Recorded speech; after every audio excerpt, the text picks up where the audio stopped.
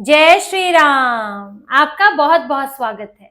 आम आदमी पार्टी ने पंजाब में विशेष विधानसभा सत्र रखा था, जिसकी खास जरूरत तो नहीं लग रही थी, लेकिन केंद्र सरकार को बाढ़ के लिए जिम्मेदार भी ठहराना था, ठिकरा फोड़ना था, गालियां भी देनी थी, पीएम मोदी पर सवाल भी खड़े करने थे। तो ये विधानसभा सत्र रखा गया, क्योंकि होता क्या है कि विधानसभा में अगर आप बोले तो प्रिविलेज होती है, कुछ भी बोल सकते हैं। और इन्होंने इसी प्लानिंग के तहत केंद्र सरकार के खिलाफ एक निंदा प्रस्ताव भी पारित कर दिया। लेकिन इन्होंने जो सोचा था कि हम केंद्र पर ही सारा फोकस लाकर रख देंगे बाढ़ का, वो ऐसा हुआ नहीं, बल्कि भगवंत मान पर यह दाव उल्टा ही पड़ गया। भगवंत मान पहले भी डरे हुए थे कि कहीं उन्हीं के पार्टी के नेता उनके खिलाफ ना खड़े हो जाए, लेकिन ये जो 3 दिन का सत्र था, इसमें ऐसी चीजें हुई जिससे भगवंत मान जो केंद्र को घेरने चले थे वो खुद ही गिर गए और इनकी पार्टी के अंदरूनी झगड़ा भी निकलकर सामने आया। जहां इनकी सरकार पर सवाल उठे, इनके मुख्य सचिव पर सवाल उठे और साथ ही भगवंत मान और अमन अरोड़ा के बीच की तल्खी भी नजर आई। इनके 3 दिन का ये सत्र था, जिसमें पहले दिन भगवंत मान ने पूरी कोशिश की केंद्र पर फोकस करने की। ये आम आदमी पार्टी के नेता बड़े बड़े प्ले कार्ड पोस्टर लेकर आए और किसके खिलाफ? केंद्र सरकार के खिलाफ। पंजाब में सरकार आपकी, विधानसभा आपकी, मुख्यमंत्री आपका, मंत्री आपके, और बाढ़ के लिए जिम्मेदार कौन? केंद्र सरकार, पीएम मोदी। पीएम मोदी ने बादल बरसाए हैं वहां पर, पीएम मोदी ने नदी में उफान किया है। आप जितना केंद्र सरकार बाकी राज्यों को दे रही है, उससे तो ज्यादा पंजाब को मिला है। बात तो यह है कि आपका खजाना खाली है, आपके पास पैसा नहीं है, आप एसडीआरएफ फंड का 12,000 करोड़ का ढंग से इस्तेमाल नहीं कर पाए। लेकिन इनको तो आम आदमी पार्टी का तो एक तरीका है कि काम अपने खराब करो और नाम किसी और पर डालो। चाहे कोरोना का मामला हो, चाहे दिल्ली में प्रदूषण का मामला हो। दिल्ली में प्रदूषण है तो पंजाब हरियाणा जिम्मेदार है, दिल्ली में पानी की दिक्कत है हरियाणा जिम्मेदार है, यहाँ कोरोना है तो केंद्र सरकार जिम्मेदार है। तो ये इसी पैटर्न पर चलते हैं, इसी पैटर्न पर पहुंचे थे। शुरुआत कुछ ऐसी की थी इन्होंने। लेकिन अब ऐसा भी नहीं है कि विधानसभा में सिर्फ आम आदमी पार्टी है, यहाँ कांग्रेस भी है, विपक्ष के नेता भी है प्रताप सिंह बाजवा, वहां पर बीजेपी भी है, संख्या बहुत कम है, लेकिन विपक्ष है तो सही, एक तरफा तो पूरा है नहीं। तो सवाल तो उठने ही थे। सवाल उठे इनके नदी नालों की सफाई को लेकर। जो व्यास नदी उफान पर है, उसके अगल बगल जो नहरें निकलती हैं, जो पानी को दूसरी जगह बहा कर ले जा सके, उनमें गाद भरी हुई थी, उनकी सफाई की बात हुई। इस पर इनके पास सिर्फ यही था कि हमने तो सफाई करवाई थी, हमने तो पिछली सरकार से इतना पैसा खर्च किया था तो काम क्यों नहीं हुआ? आखिर क्यों मामला उठ रहा है नदी नालों की सफाई का, जब वहां सफाई हो गई थी, जब वहां पर बाढ़ का पानी सहने की इतनी क्षमता ही थी, तो कहीं कुछ गड़बड़ी थी तब तो नहीं हुआ? कच्चे बांध थे, बांध टूट गए, इनको लेकर सवाल क्यों उठता? नदी नालों की सफाई का जो टेंडर है, उसको लेकर भी रिपोर्ट सौंपी गई है बीजेपी की तरफ से कि उसके टेंडर में जानबूझ के कितनी देरी की गई और पैसे की किस तरह बर्बादी हुई। तो भगवंत मान इसमें घिरते हुए नजर आए। इनके मुख्य सचिव कृष्ण कुमार जल संसाधन विभाग में मुख्य सचिव हैं, उनको लेकर भी प्रताप सिंह बाजवा ने, कांग्रेस के दूसरे नेताओं ने सवाल किए, क्योंकि उनके ऊपर यह आरोप लग रहा है कि वो अपने विधायकों को, नेताओं को सुनते नहीं है, अपनी मनमर्जी करते हैं। जैसे कि हरपाल, इनके हरमीत सिंह पठान माजरा, आम आदमी पार्टी के ही विधायक जिनके पीछे पुलिस लगा दी गई थी, उन्होंने आरोप लगाया था कि कृष्ण कुमार को हमने कई बार कहा कि हमारे इलाके में साफ सफाई नदी नालों की कराई जाए, बाढ़ के समय दिक्कत हो सकती है, लेकिन सुना ही नहीं।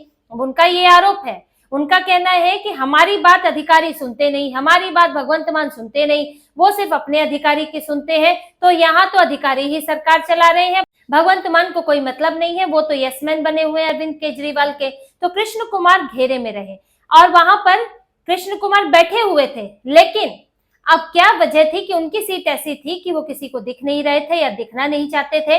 देखिए, अधिकारी जहां नीचे की तरफ तो नेता बैठते हैं, ऊपर की तरफ की गैलरी में अधिकारी बैठते हैं और उसमें 4 इस तरह की रो होती हैं, लाइनें होती हैं, जिसमें जो बड़े अधिकारी हैं वो आगे की तरफ बैठे, लेकिन कृष्ण कुमार पीछे की तरफ बैठे, जिससे कि वो वहां के विधायक, जो नीचे विधायक बैठे, उनको नजर नहीं आए। अब क्या वजह थी? क्या ज्यादा दिखकर ज्यादा हंगामा नहीं चाहते थे? क्योंकि उनको तो सस्पेंड करने तक की मांग होने लगी, क्योंकि उसको लेकर शिकायतें सिर्फ विपक्ष में नहीं है, कृष्ण कुमार को लेकर शिकायतें आम आदमी पार्टी के विधायकों में भी हैं। और भगवंत मान उनका बचाव करते नजर आए कि ऐसे हार्ड वर्किंग मेहनती अधिकारियों को निशाना बनाना ठीक नहीं है। अब कृष्ण कुमार क्या कर रहे हैं वो एक अलग बात है, लेकिन उनसे इतनी समस्याएं क्यों हैं, ये तो सवाल खड़े करता है कि आपके एक अधिकारी इतना निशाने पर विपक्ष के और आपकी पार्टी के निशाने पर क्यों है। वहीं इनके वित्त मंत्री हरपाल सिंह चीमा और प्रताप सिंह बाजवा के बीच ठन गई और ऐसी ठनी कि स्पीकर को एडजर्न करना पड़ा। ये दोनों एक दूसरे पर बरस पड़े, जहां पर हरपाल सिंह चीमा ने पहले तो आरोप लगाया बाजवा पर कि उनके गुरदासपुर में उन्होंने गलत तरीके से जमीन खरीदी, फिर उसे बचाने के लिए कांग्रेस ने करोड़ों खर्च किए और वहां से वो रेत निकालते हैं, उसका कारोबार करते हैं। फिर प्रताप सिंह बाजवा ने भी इनकी कलई खोलनी शुरू की और हरपाल सिंह चीमा पर सीधे आरोप लगाया कि आबकारी घोटाले में आपको भी पकड़ना था, लेकिन आपको क्यों नहीं पकड़ा गया, आपका नाम कैसे बच गया।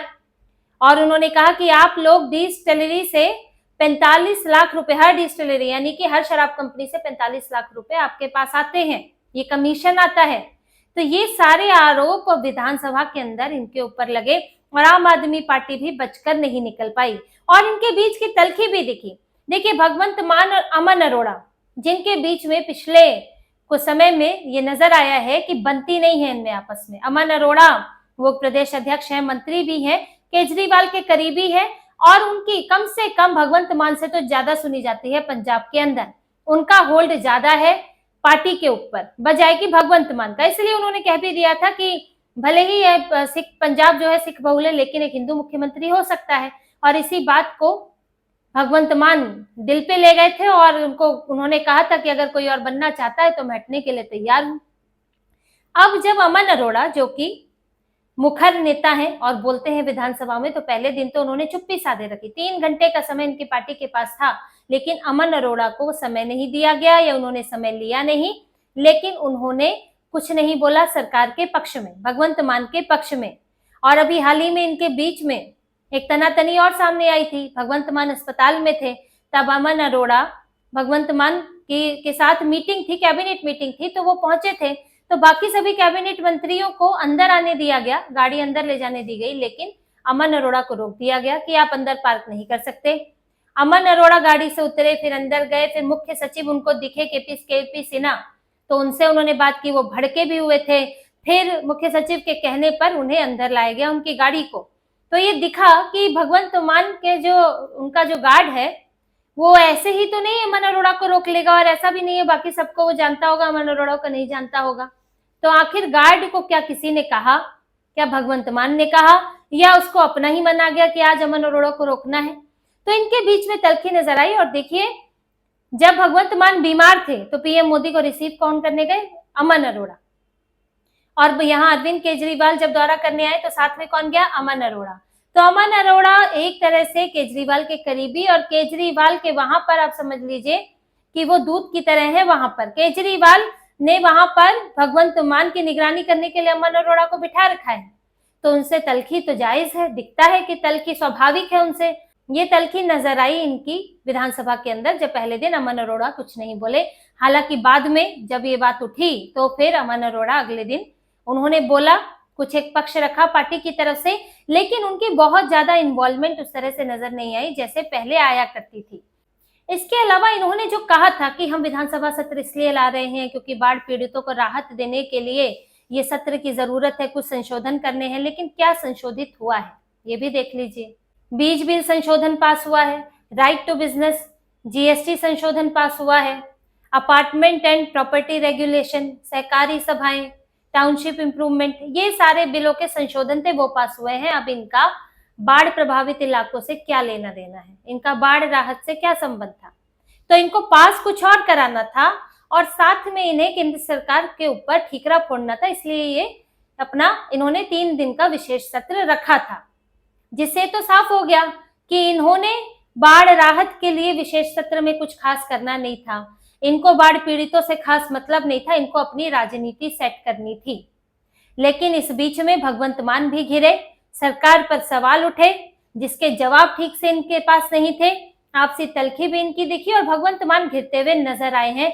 आखिर ऐसा नहीं है, आप केंद्र पर ठीकरा फोड़ के बच नहीं सकते, आपके पास ये दिखाने को नहीं है कि आपने क्या क्या किया, आप अभी तक क्या कर रहे हैं और आगे क्या कर सकते हैं।